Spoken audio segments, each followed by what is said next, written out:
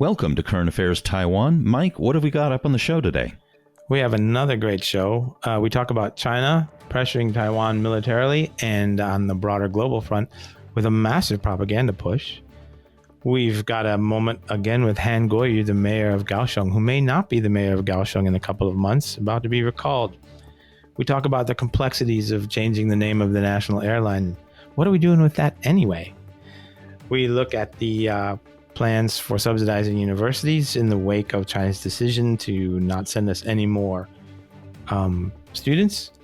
We talk about the KMT and Johnny Chiang, who's still making some good moves, and some few other things about the European Parliament and this and that overseas with Taiwan's international soft power reputation.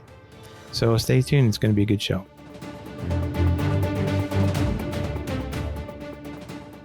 Okay, folks, welcome back to another brilliant episode of Current Affairs Taiwan. I'm Michael Turton, and I'm here with the awe-inspiring Donovan Smith. Donovan, do we have a sponsor today? No, but there's another one, I believe, that'll come in next week. Fantastic. Looking forward to it. So what's in the news? Well, I heard China was knocking on the door with their guns and ships and planes this week. Yes, definitely.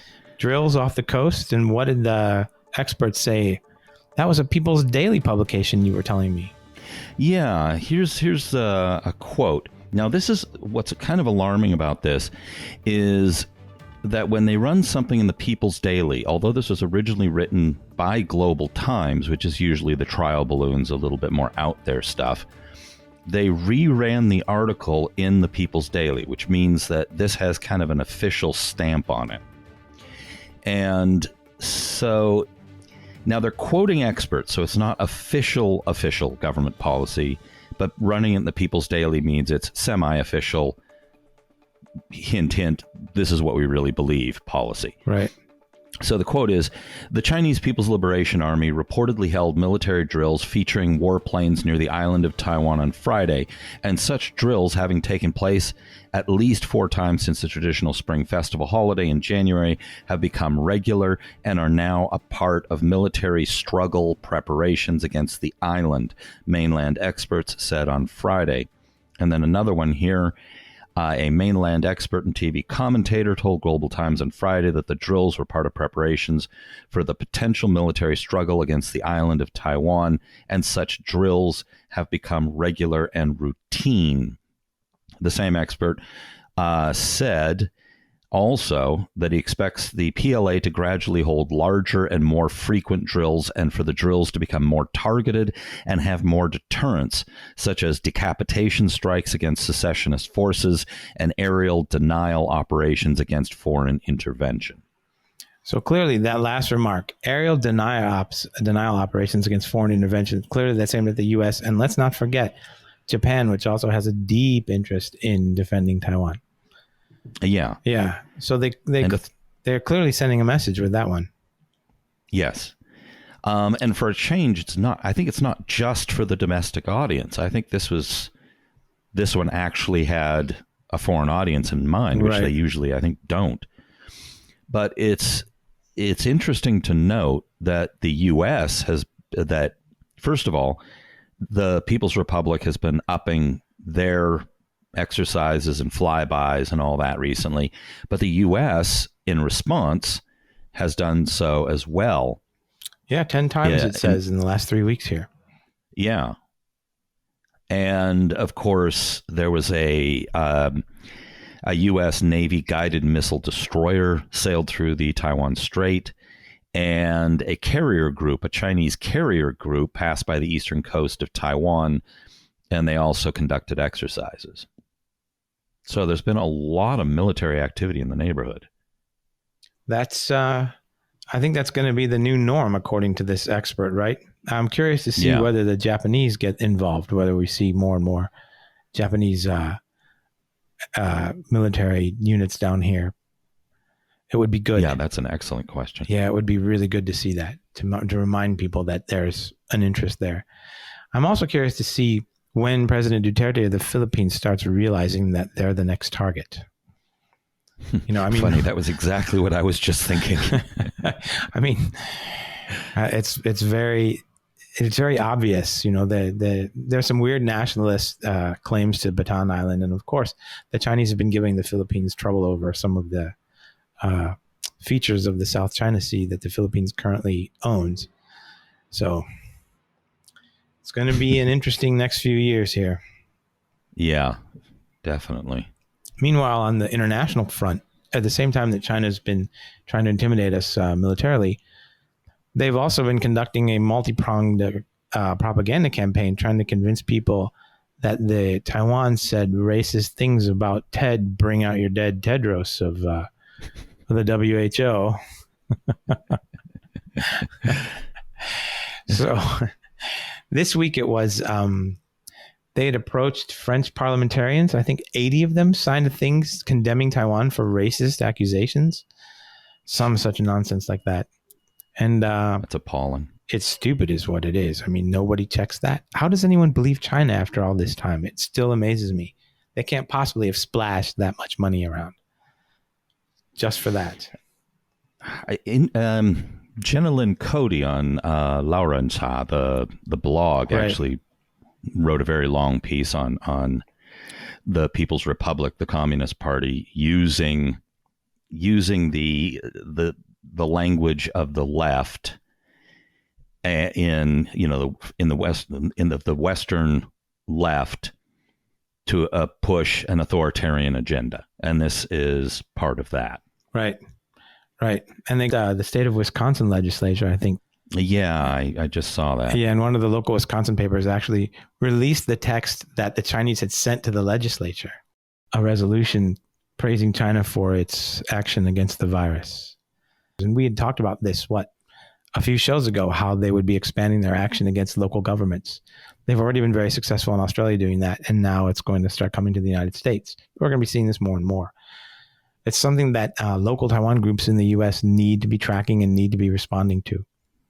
Yeah. Well, and another thing they've been doing, the Chinese language papers that are close to the PRC in Singapore, not only did they publish these accusations saying that the Taiwan government had made racist statements about the head of the WHO, they named names in their piece.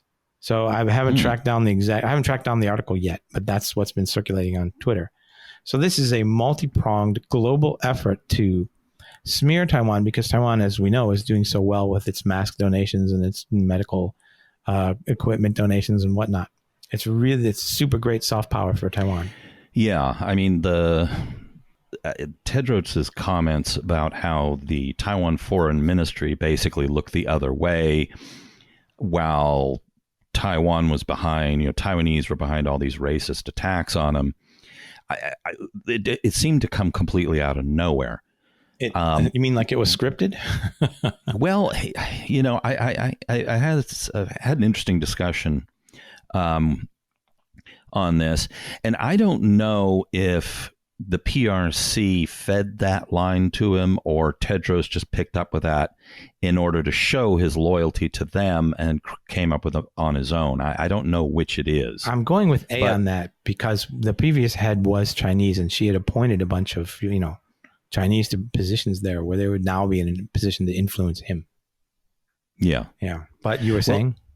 Yeah. The thing that I find really interesting, actually, I thought that President Tsai had a fantastic response. And this is what she had as her statement responding to Tedros's claims. For years, Taiwan has been excluded from international organizations, and we know better than anyone else what it means, what it feels like to be discriminated against and isolated. If Director General Tedros could withstand pressure from China and come to Taiwan to see our efforts to fight COVID-19 for himself, he would see that the Taiwanese people are the true victims of unfair treatment. Wow. Bam. That was a nice one. Mm-hmm. And on Facebook and Twitter today, people were sending around examples of how Umao, the 50 Cent Brigade from China, had been pretending to be Taiwanese and to apologize to Tedros for making racist remarks about him. Yeah. It's obviously a coordinated effort. So, and of course, a lot of them were well. using simplified characters and working off a template. And it's very clear. But there was one disappointing thing. I think it was a MOFA spokesperson or presidential office spokesman. I off the head. I think it was a MOFA, Ministry of Foreign Affairs spokesperson, who claimed that Taiwan, there's no racism in Taiwan. Well, what a moron. What a moronic thing to say. Stupid. Yeah. And considering President Tsai's very powerful response, that really kind of undercut that. Yes. And we don't need to go into it. I mean, you and I have been here for 3 decades. We know. So don't want people to know how old I am. I'm sorry. I meant 3 months.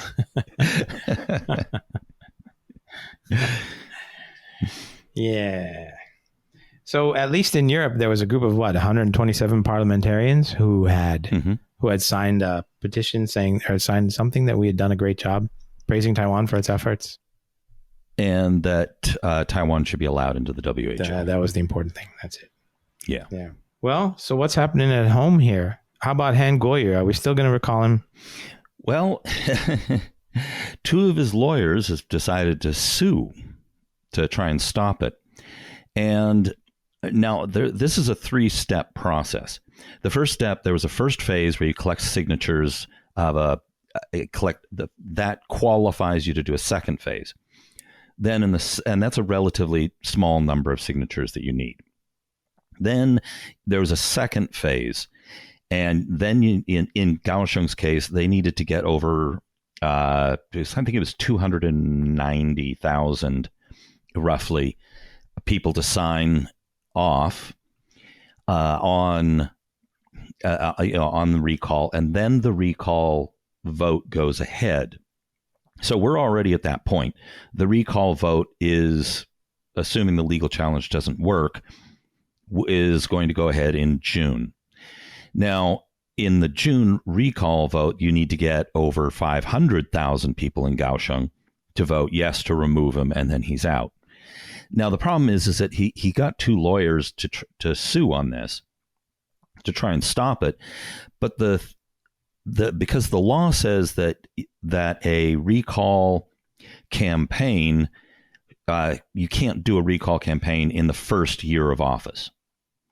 Now, he's saying that, and this is true, that the people who were collecting the signatures for the first phase started collecting those signatures before the 1-year mark.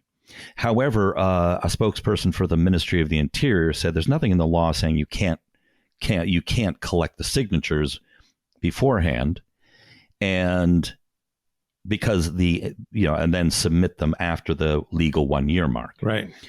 So a lot of analysts think that that Han's ploy isn't going to work. The other thing that people are complaining about is, why are you bringing up the first phase now? That was a long time ago. Exactly. So it appears a little bit desperate. Yes, it does. It does appear to be kind of a violation of the spirit of the thing, but that's not how it works. Yeah. Yeah. Unfortunately for Han, but probably fortunately for us. So, and then last week we had talked about the possible name change for the airline, China Airlines. Mm-hmm. What's going on with that? Well, okay. So Lin Jialong posted up on Facebook. He said he's open to the idea, but he said it's no small thing.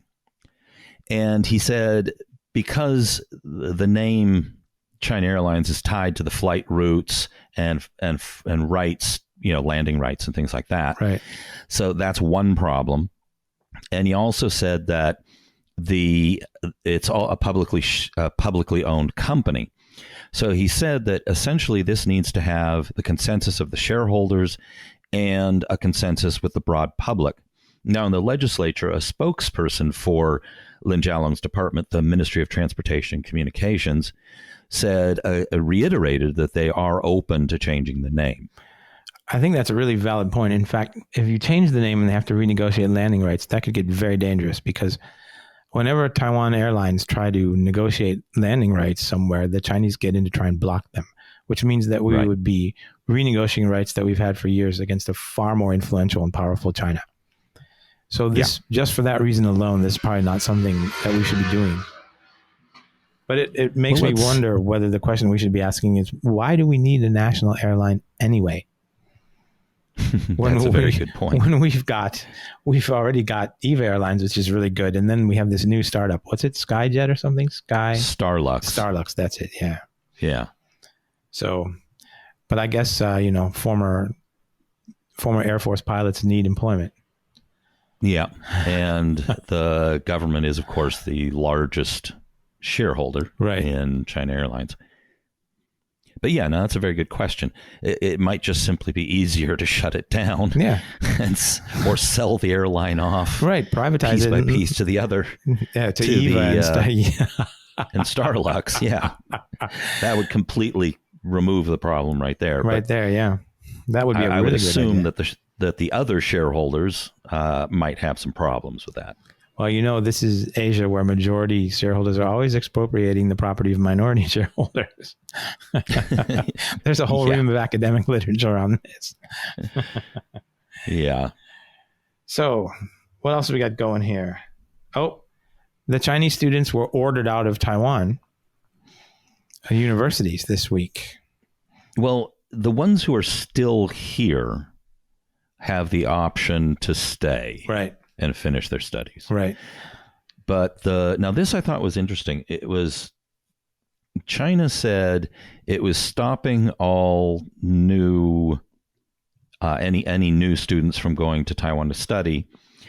And it said two reasons. One was because of the whole coronavirus outbreak. Okay, fair enough. That's normal. But they said the other one because of the political situation. Oh, blaming Taiwan again. Mm-hmm. Mm-hmm. So the government now has pledged 400 million NT to aid universities to help make up for the shortfall.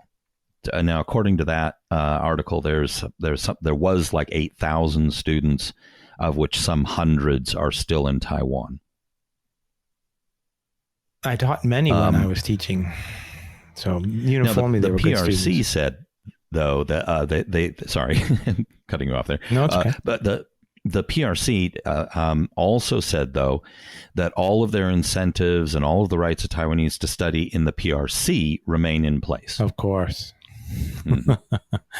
Well, the whole point of having the Chinese students here anyway was to create subsidies for the universities, because we have so many of them, way more than we need. Sooner or later, there's going to be a shakeout. The government can only supply so many subsidies. So a lot of these universities had opened in the 2000s under Chen Shui-bian when they expanded the subsidy system, and so I think you had to reach around 4,000 students to break even, and then you had to have a certain number of facilities that had to pass inspection, pass the MOE evaluation, and then you could receive subsidies. So they'd opened all these universities to farm these subsidies, basically. So they've been struggling for students ever since. So this is a long-term problem that $13 million is not going to solve. And of course, the amazing part about that is they allowed it to get totally out of control. They already knew the birth rate was collapsing. Exactly. This is such an obvious, this is a train wreck waiting to happen, and everybody knew it was going to happen. You could just say that about everything that goes on in Taiwan. Everyone knew that X was going to happen, but nobody did anything. Electricity prices, water prices, over construction, you name it. Gravel digging. And there's an endless list of these things. With one exception. Yeah. The Tsai administration did a pretty good job of protecting against COVID-19. Yeah, it's really amazing. Knowing it was coming. Yeah. Yeah. It seems but more and more. I suppose short-term things tend to be a little bit better paid attention to than long-term ones. Right. So we were looking at the number of rooms in quarantine places going up. The response is still there. The Tsai administration is still. And today there was a beautiful moment when a woman had written in to complain that her son had gotten a pink mask and people were going to make fun of him at school. So in today's presentation at the CDC, all of the presenters wore pink masks for the television, all the press, for all the press. It was really a nice moment. So, but apparently they described them with the word red. So, go figure. So yeah, you were mentioning there's two things that the government has done here. This one, Executive Yuan readies more quarantine rooms. Yeah. So they decided to increase the number of rooms at quarantine facilities from 1,500 to 2,000. We don't Now. Yeah. I look at this and I don't know. And tell me what you think. This could either mean that they are preparing for the future, in the sense of, and this is an abundance of caution, or B, they think there's going to be another big outbreak. I'm going with probably something like C. They realize they don't have enough quarantine rooms for all of the people who come over and have to be quarantined. Like, I can name maybe 3 friends of mine who are getting jobs in the fall, right? And so they have to come here and they have to do the 14-day quarantine, and it has to be done somewhere where the government can oversee it. And I expect this is just a practical measure for that kind of thing. So, if they were really thinking about a big outbreak, there'd be a lot of other preparations going on. So they'd be ordering ventilators and stocking up masks. Not so many masks would be going out, that sort of thing. So right. I'm actually, this is an optimistic sign. It looks like they're thinking about expanding their links with the outside. Okay. I think you're right. And hopefully that's what this means. So sort of in a related thing, don't need to talk about it too much, but Premier approves plan for 4 billion disease prevention centers. So they want to move the Centers for Disease Control into a new facility. They're going to build a big new fancy center, and they're going to do and it's aimed at strengthening Taiwan's capability in testing, research, and development of vaccines and biopharmaceuticals. Smart. That's what we need, because that's going to be a very important market in the future. Yeah. We've already got a huge, biomedical thing here. So, I mean, it's not which just President Tsai knows a little of something about. But I mean, we've got there's a whole big there's a genetic, the companies that do genetic work, and there's also another set of companies that develop like specialty products, cosmetics and body washes and whatnot, and food supplements and so on that draw on biomedical technologies. This is actually a relatively large industry here and growing. At my university, we had a whole department. We had a department of biomedical, or Department of Biomedicine or something. And they produce graduates that were to be fed into these businesses. So this is the kind of thing that actually we need to continue growing this industry. Especially considering the international market is heavily reliant on drug production out of China. And they're going to be looking to move stuff here where it's good and it's still inexpensive relative to overseas markets. Yeah. So this could be really good for Taiwan. That's good for the world economy. Yeah. So what else is going on? Meanwhile, our friends in the KMT, Johnny Chiang, the new chairman, what was he up to this week? Well, he's actually been making some interesting moves. For example, he got a new head in there's a KMT Institute, which he sees as key to basically being a think tank to help Taiwan, or to help the party attract talent and advise the party. Which, of course, is not a bad idea. The party needs new ideas. But he did something interesting with that I thought was worth noting. Many, many years ago, back in the early days of the KMT, it was referred to as the Institute of Revolutionary Practice. Now, at some point along the way, they decided that was a little too revolutionary sounding, and a little too changed the name sounding. to this really winning, exciting title, National Development Institute. But Johnny Chiang has reverted to the original name, Institute of Revolutionary Practice. Wow, that's wonderful.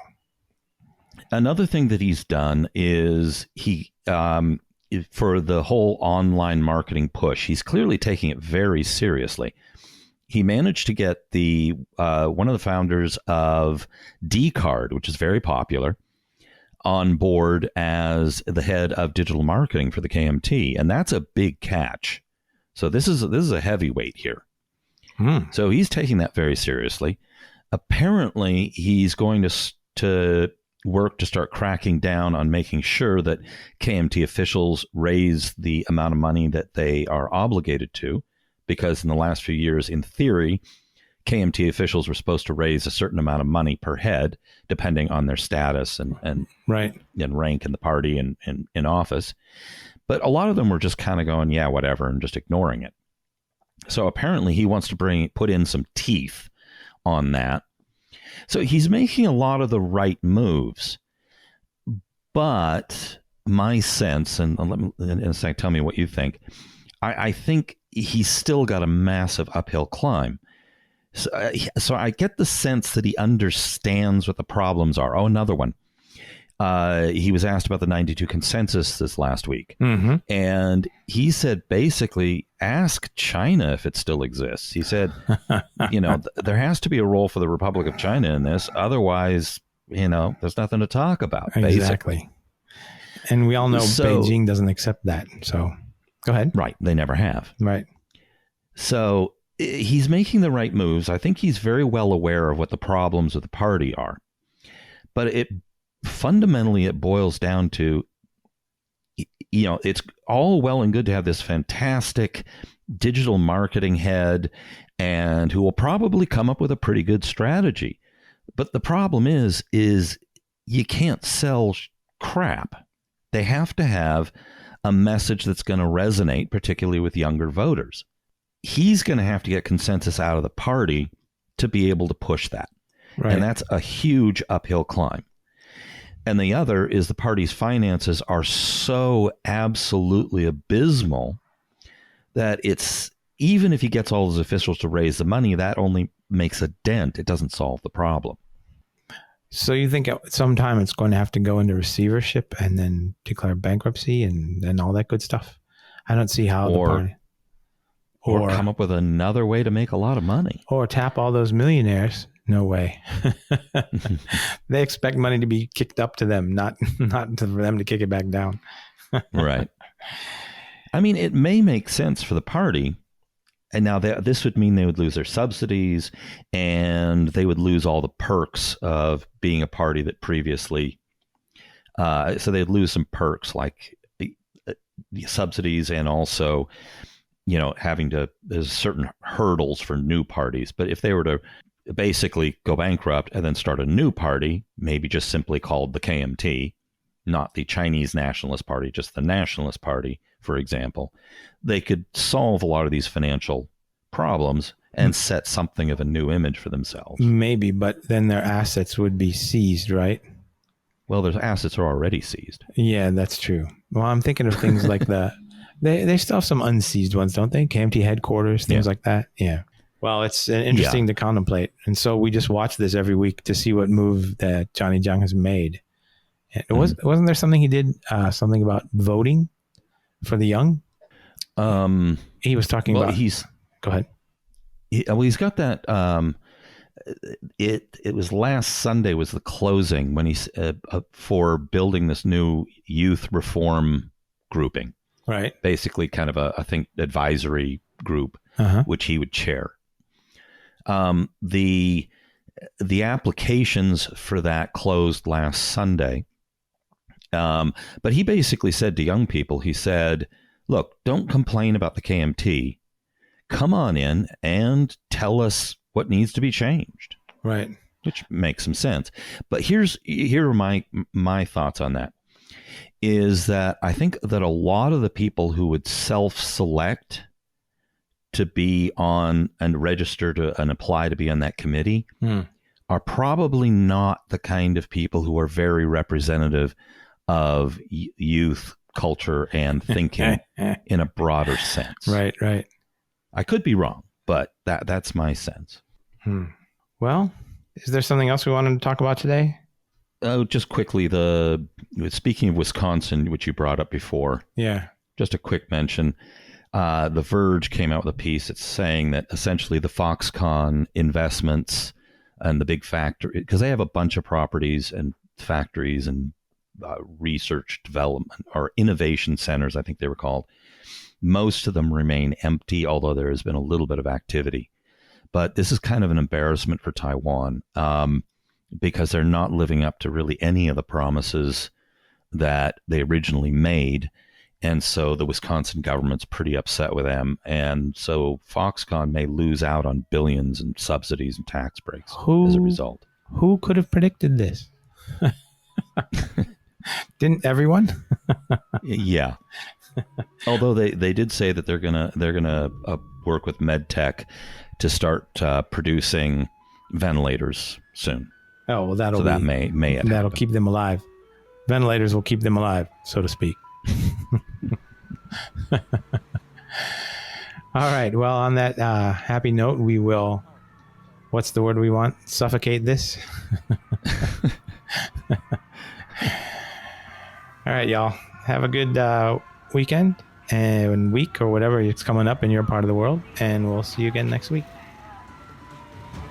This has been brought to you by the Taiwan Report. For more content like this, become our patron at report.tw. 哎，我就是那个台湾狗啦，最喜欢我的台湾狗了。